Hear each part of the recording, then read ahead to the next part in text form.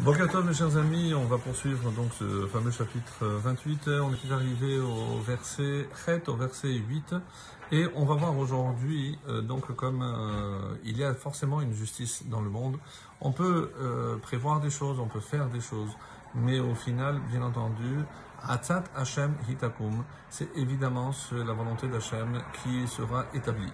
Et un des meilleurs exemples, donc, c'est par exemple le verset 8 qui nous dit Marbe hono benesher ou betarbita. Alors, c'est celui qui accroît hono, sa richesse, son bien, par nesher et tarbita. Et qu'est-ce que c'est? L'usure et l'intérêt. Donc il y a le prêt à intérêt et l'usure c'est un intérêt colossal. Donc quelqu'un, et comme vous le savez, c'est une interdiction claire de la Torah. Pourquoi? Parce qu'on n'a pas le droit de faire travailler l'argent plutôt que de le prêter. Et si on en a en plus, c'est évidemment pour le prêter à ceux qui en ont vraiment besoin. Et c'est un manque de confiance que d'imaginer que c'est faire travailler son argent. Donc c'est anti-chesed et c'est pour ça que c'est considéré très grave par la Torah. Lechonen dalim ikbetzenu l'aura rassemblé ikbetzenu pour Chonen Dalim, celui qui a pitié des faibles. Alors pour certains, c'est une allusion à Kadosh Baruch Hu, c'est que toi tu crois que tous ces biens, tu les gardes pour toi et que c'est comme ça que tu vas les accroître de manière illégale, contraire à la volonté divine. Sache qu'au final, c'est Hachem qui distribuera cet argent aux véritables nécessiteux d'Alim.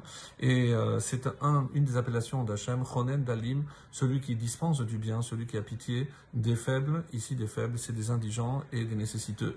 Donc, ne cherche pas de manière détournée toi à gagner ta vie, parce que sache qu'au final, c'est Akadosh Baruch Hu qui aura le dessus, et cet argent reviendra à qui de droit. Le tête, le 9, Messir Ozno Mishemo à Torah. Et comment on est arrivé là? Comment on peut imaginer que quelqu'un qui, Baruch Hashem, a de l'argent, va profiter pour le prêter avec intérêt, alors que c'est contraire à la volonté de la Torah? Alors le verset 9 nous éclaire là-dessus en disant Messir Ozno Mishemo à Torah. Celui qui détourne son oreille pour ne pas entendre la Torah, la loi, Gam Tefilato Toeva. Gam, sa prière elle-même est une abomination. Comment voulez-vous que Hachem écoute la prière d'un homme à qui il adresse Hachem qu'il adresse la demande, alors que lui-même ne fait pas ce que Hachem lui demande? Donc toi, tu détournes ton oreille de ma parole, je ferai de même. Mida kedeket mida, moi aussi, je détournerai mon oreille de ta prière et je n'écouterai pas ta prière. Donc, est-ce que c'est, encore une fois, donnant? En tout cas, c'est comme ça. Mate ozno le tzadacher. C'est celui qui détourne pour écouter autre chose. Ve'eno rotze lishma ulhavin divrei Torah.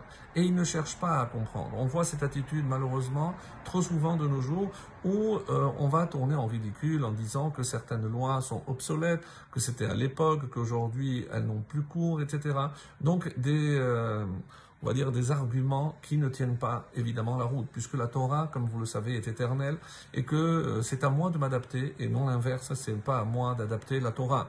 Au Beshmashma, Torah ici, Gam Divrei Nevi'im, et il n'y a pas que les paroles de la Torah, le Chumash, les 5 livres de la Moshe, mais aussi Nevi'im, puisque dans les Nevi'im, il y a aussi des enseignements.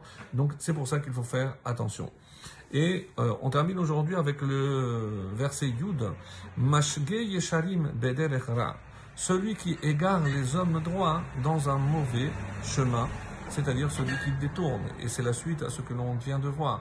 Donc on va essayer de convaincre des gens droits qui faisaient ce qui est droit aux yeux de Dieu par des arguments fallacieux parce qu'on est allé écouter d'autres choses. Qu'est-ce qui se passe avec lui? Bishruto ou Ipol. Il tombera dans la fosse qu'il a creusée. On considère que quelqu'un qui tient de tels propos, qui tient de tels arguments, sachez que c'est comme s'il creusait un fossé, un trou, et en essayant de faire tomber les autres, c'est lui-même qui tombera, comme la fin de ce verset 10 nous le dit, Utmimim yinchalu tov. Mais les hommes droits, intègres ici, recevront yinchalu en héritage tov. le bonheur, le bien. Voilà ce qui attend ceux qui essayent d'être droits, yachar, tamim. Tamim tihim Hashem Elokecha, sois intègre, sois presque naïf, j'ai envie de dire. Ne cherche pas à comprendre, parce qu'en cherchant des réponses et des raisons, je risque de, malheureusement, de mal interpréter la Torah, comme ça a été le cas de nombreuses fois. Alors, et c'est un peu cette façon de voir, Mashge Yesharim, attention. Tu as tes réflexions, garde-les pour toi. N'essaye pas de détourner ceux qui essayent d'aller droit dans le chemin de la Torah en écoutant ce qu'Hachem nous demande. Qu'Hachem nous aide toujours à faire partie de ceux qui marchent droit, ceux qui non seulement n'essayent pas de détourner les autres, mais ceux qui